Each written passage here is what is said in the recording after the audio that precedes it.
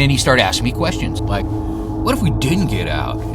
Ever been stranded in the wilderness with one person you really didn't care to be around? Well, I'm not stranded now. I'm like in civilization. Have you ever been stranded with anyone? And this story, another Alaska story about my guiding days, and I haven't even really got up and done anything yet. I was just laying there thinking about this. I have to tell the story.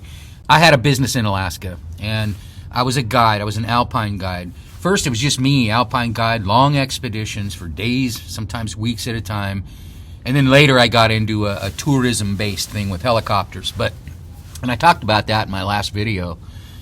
But when my business turned sort of corporate, when I went in with a corporation and became a limited partner with a helicopter company, because I had to at the time, everything changed. Like before, I could make all the decisions, who I'm going to take to the glacier. Now, we helicopter or fly to these glaciers, and we're dropped off for days at a time. Just depends on the trip. Sometimes it could be weeks. But in the back in the day when I first started doing it, I could be up there for a couple of weeks, and sometimes I would get somebody special who come through, and the office would call me and say, "Hey, Darren, so and so's coming through. They'd like to do a trip to the glacier, and we want you to guide them." And so, I'd be, okay, put the trip together, and sometimes it'd just be like a short 2 or 3 day trip. And let me tell you something, those are the hardest trips, because the weather up on Denali, Mount McKinley in Alaska, changes by the minute. And if you get dropped off up there, you have to be ready, you have to be prepared to stay for days on end, and have the fuel to melt your snow for water. You got to do all these things, and you got to have the food, because you may not be able to get picked up for weeks. I mean, it's happened to me.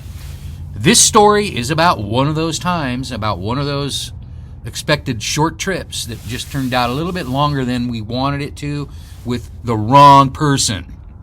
And I'll tell you why. A lot of my climbers, a lot of the people that I would take to the glacier, they were prepared, they were ready to go. And I could screen these people before they showed up to Alaska.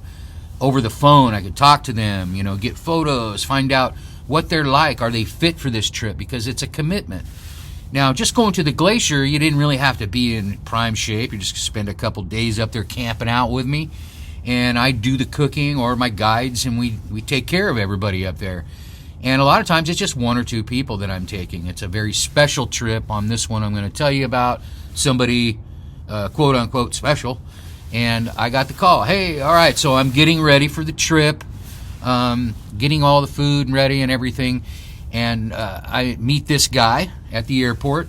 And so we get up to the glacier. We had a great time, for about a day. This is going to be a 4-day trip, actually. And third day, the weather starts to come in. So I talked to the guy, the one guy I have on this trip. And I said, hey, the weather might come in. And we're prepared for it, but we could leave today if you want to, and then we'd be sure to get out. And he says, no, it's great up here, man. I'm just loving it, and it's beautiful. We're up on a glacier, man, and it is spectacular, as you can see in the photos.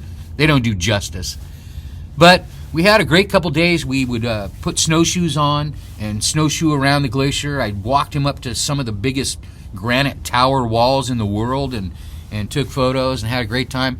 And then on that third evening, the weather started rolling in, and he says, well, maybe we should get out. I said, well, we can't now. And I mean, if the weather, we can get out in the morning if it's nice, but it looks like the weather's rolling in, so we might get stuck for a day. So just be ready for that. And I said, oh, okay. And, this guy's used to having just pretty much everything, right at his feet, he could just ask for anything. Very wealthy guy. And so he wasn't really used to this, but he'd done some adventures in Africa and around the world. He had the money to travel. So he'd done some of this stuff, but never been on a glacier like this. And almost everybody I've ever taken on these trips, they'd never done this before. They were like blown away. But on the fourth morning, when we technically could have left, the weather's bad, and it's snowing, and it snows up there all summer. It's a glacier, so it's constantly building the glacier by snow, and then a nice day, and then more snow, and that's how the glaciers accumulate and grow and flow. That's how they're made. So anyway, we're up in these conditions that are can be really harsh at times, but we're prepared, man. We got everything we need. So we sit around that day, played some backgammon. And now, back in these days, no cell phone coverage at this spot. So, I have a radio, and I can talk to an overhead plane if it goes by. But there's no planes going by on a cloudy day in the snow. They're just not there. There's jets way above, but as far as the small Cessnas and stuff dropping us off, bringing us in and out, they're not flying this day. So he was fine that day, and we just kind of killed time. That's what you do. Tent life. I'm in one right now. Spent a lot of time in these things. So we're hanging out in the tent together. We each had our own tent, but we were doing games and stuff and playing cards, and we would eat together in one tent, usually mine, in the vestibule. But on evening 4, he's like, I hope we can get out tomorrow. It'd be nice to just get out of here and go have a pizza and some beers, And he goes, I think I've had enough. And I go, yeah, I get it, totally. That's how I feel about now, 4th day. I'm ready to kind of get a shower and stuff. And it just snows all day, and it looks like another night. We're going to have another night, and I have to talk to him about that. Now, he's been in his tent all day reading or something. So I went over to his tent, and I said, hey, man, we are probably going to get stuck another day. You okay? And he's like, oh, okay. And so we had our food and did our thing for another night. And the next day, he started to feel a little uncomfortable, and I don't blame him, because it's dumping snow. We're definitely not going to get it. We're looking at 6 days now, and no problem with food and fuel and water. We got everything we need, but the insecurity of it all was just kind of like starting to set in, and then he started asking me questions like, what if we didn't get out? And, all these things start coming through your mind. It's happened to me, but I'm used to it, right? I've been up there many, many times. And I'm not thinking about that. I'm just thinking about fun stuff and, things to keep functioning and safe. And he says, what if we got stuck and we ran out of food? Or, would your company, be liable? He started asking legal questions and stuff. And I was like, dude, to myself, don't worry, I made him feel, that's my job, is to make people feel comfortable, I'm basically babysitting, but I like my job, and I love people. This is why I don't spend a lot of time around people anymore. But anyway, then, night 6, he starts, he says, hey, I'm feeling sick, and he's throwing up in one of his socks inside his tent. I go, you can throw up in the snow outside, that's okay, But he did that, and so he's got these frozen socks because it freezes at night, full of throw up outside his tent. So I loaned him some socks. I said, listen, we're going to get out of here. Don't worry. And he, at this point, was a different person.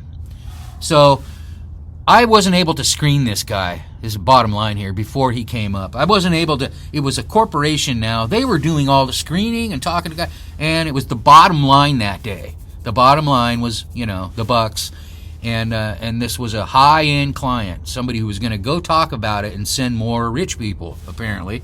And I've taken these people. I've taken lots of people that you would know. But we don't have to talk about them because they all did really great. But this guy started to come unglued, and so that night we went to sleep, and I'm just dreading the next day what he's going to be like. And then we woke up, and it was clear as a bell. Thank God. Plane comes flying in a couple hours later, about 9 o'clock in the morning. He's still a little nervous, but happy. We got back to Talkeetna. That's the town we fly back to. It's a 30-minute flight down to civilization off that glacier. Pizza and beer. Man, this guy was just in heaven. Thanked me, tipped me very, very well. And he was the guy that was the Subway guy years ago, for Subway sandwiches. I think he's in prison now. That was who I got stuck with for those few days. Very epic. Hey, I got another guy I was stuck with too, but it's a little different story, more of an adventure and a good story. But thanks for watching. Please like and subscribe. I got a ton of adventure stories. I'm out here wearing my Venustus vest today, heated. It's got the little battery in the pocket right here. And I'm telling you, I'm just digging making videos in my heated coat and my heated vest. Seriously, I wouldn't show this stuff if it didn't work. I'm a climber. I'm a veteran mountaineer. I live on a bike. I live in a tent, and this stuff keeps me warm. Thank you. Thanks for watching.